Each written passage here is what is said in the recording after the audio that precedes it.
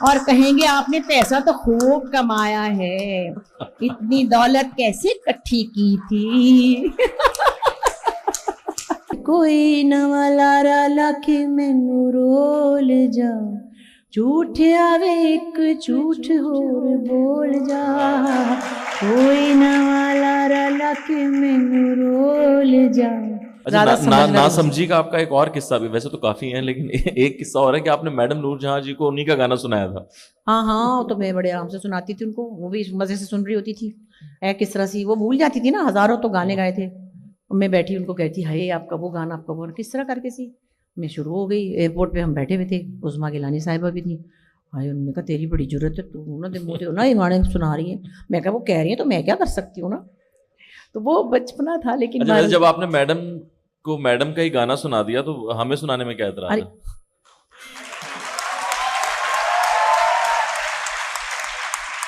Madam के गाने तो इतने बेशुमार और इतने खूबसूरत हैं कि मतलब क्या क्या गाएं, और बैठे बैठे पता नहीं क्या क्या दिमाग में आता है। वैसे तो लोगों को कॉमनली उनके गाने याद है, सही होने मेरा माही या लुड्डी है जमालो टाइप जो है। हमको थोड़े टेढ़े गाने पसंद हैं, हम क्या करें। वो भी अच्छे थे लेकिन वो ज़रा ज़्यादा मशहूर टाइप है ना। तो मैं भी कल वल सोच रही थी, एक गाना बड़ा प्यारा था और शायरी क्या कमाल होती थी। पाकिस्तानी गा, मैं आपसे ये कहूँगी प्लीज़ पाकिस्तानी म्यूज़िक सुने। यंग लोगों से कहूँगी, खुदा की कसम बहुत अच्छा म्यूज़िक था। और शायरी थी कि आप सोच नहीं सकते कि फिल्मी शायरी इतनी गहराई के साथ कि हमने सुनाया नहीं अपने बच्चों को ना, इसलिए उनको क्या पता। खैर, छोटा सा सुनाती हूँ।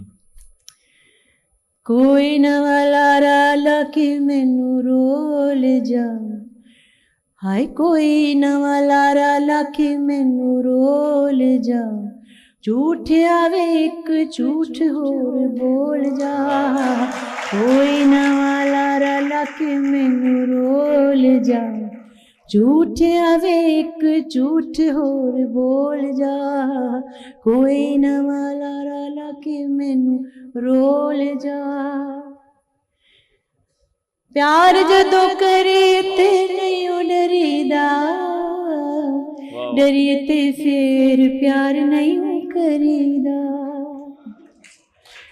प्यार जदों करे ते नहीं डरीदा, नहीं ते फिर प्यार नहीं करीदा, मेरे वल्लों हुण भावें किसे कोल जा, हाय मेरे वल्लों हुण भावें किसे कोल जा, झूठ आवे एक झूठ हो बोल जा, कोई नवा लारा लाके मैनू रोल जा।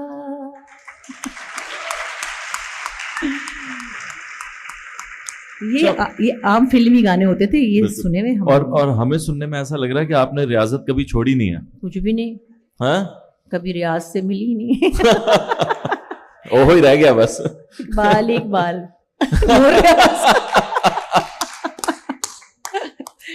जी माशाल्लाह, मैं कहता हूँ अल्लामा इकबाल से इतना इंस्पायर कोई नहीं हुआ। बहुत हो गए, शुक्र है टाइम पे अल्लाह भी आपको प्यारे हो गए।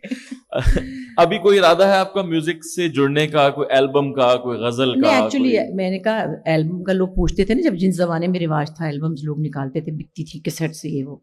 मुझे कोई कहता था आपकी एल्बम आ रही है, मैंने कहा मेरी एल्बम है, मैं तस्वीरें देख के वापस रख देती हूँ। क्योंकि मेरा ये बड़ा फर्म बिलीफ था हमेशा से, अभी भी है।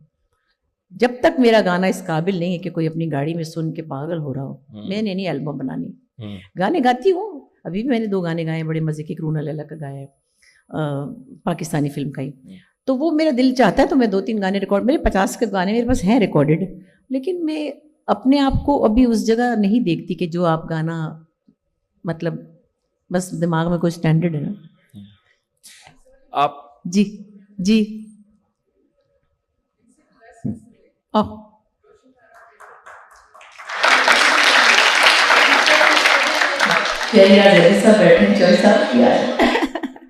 म्यूजिक के इतने बड़े गुरु हैं, नैयरा के हस्बैंड होने के साथ साथ ये पूरा इन्होंने म्यूजिक दिया हुआ है। तो शायरी भाई के सामने तो एक बंदिश थी जो कि खैर रोशन आरा की तो बहुत ही और चीज़ है, वो इस तरह मैं नहीं सुना सकती। राग देश में थी, अनवर साहब की बड़ी फेवरेट है जी।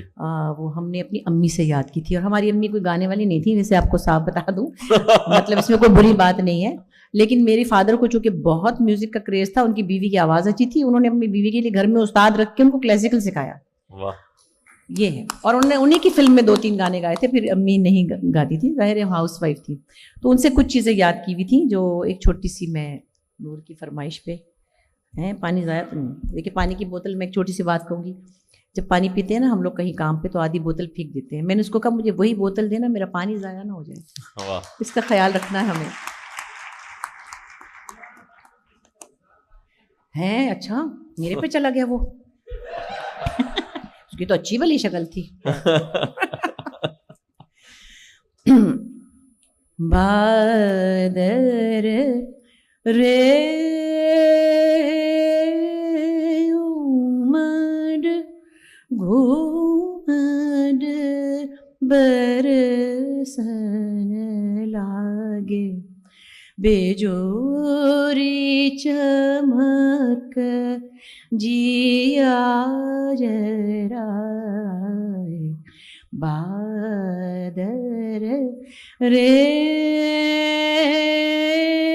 उमड़ घूमड़ बरसन लागे, बेजोरी चमक जिया जराए, बादर रे।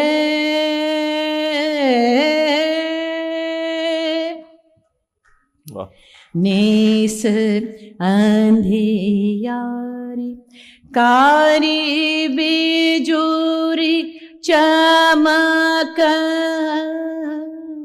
नेस अंधियारी कारी बेजोरी चमक, दूजे पवन चालत पुरवाई, सो कदर पिया मुँह से रूठे, कोई सखी जाओ लाओ मना के, बादर रे।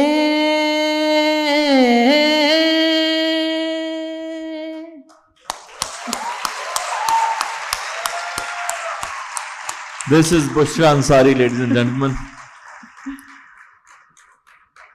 बुशरा जी, आपको इंडियन फिल्मों से भी ऑफर आई थी? हाँ, जब जवान थी तो तब तो ना आई। तो इस दुख में आप अभी भी नहीं कर रही थी? जब नौजवान हुई तो आई। नहीं, एक्चुअली नहीं आई। तो उस ज़माने में हमारी इतनी रीच भी नहीं थी और हम इतने कनेक्टेड नहीं थे जितने अब हैं।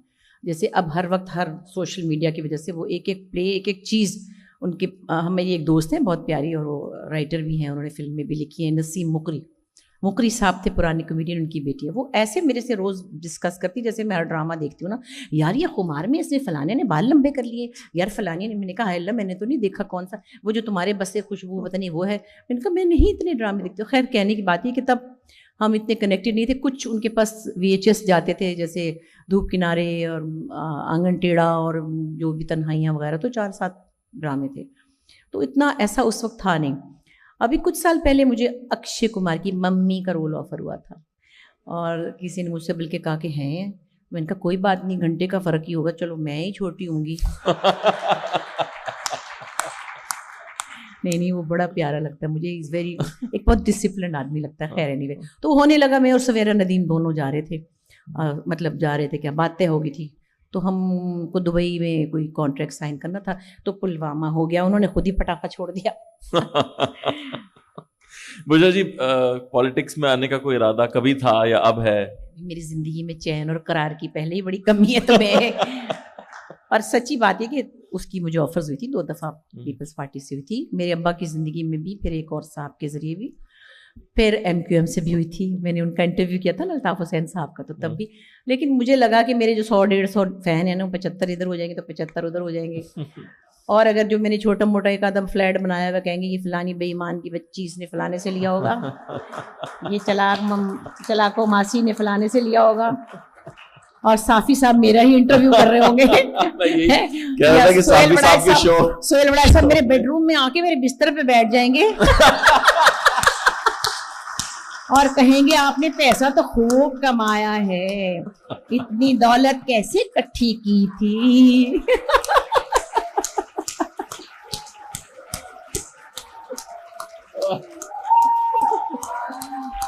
देखा ना, तो बड़ाई साहब तो डांसरों से पूछ लेते, तो मेरे से तो सबसे पहले पूछ लेते।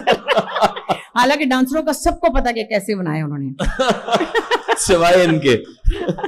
मगर फिर जाहिर है फिर उनके बेडरूम में कुर्सी पे बैठने का मजा ही कुछ और है। वो खुद बिस्तर पे चढ़ी हुई थी और मजाल जो उनको कहा आप भी मेरे साथ वाले तकिए पे बैठ जाए।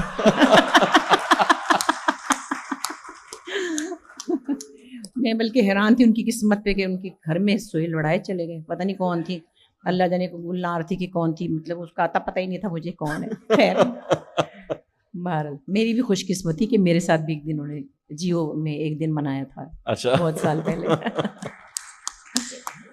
मेरे वालिद के कबीले के लोग हैं ना, मुझे इनके साथ सबसे बहुत एक उनसियत है। मिलूं ना मिलूं अलग बात है, लेकिन है। अच्छा, वैसे पॉलिटिक्स में इंटरेस्ट है आपका?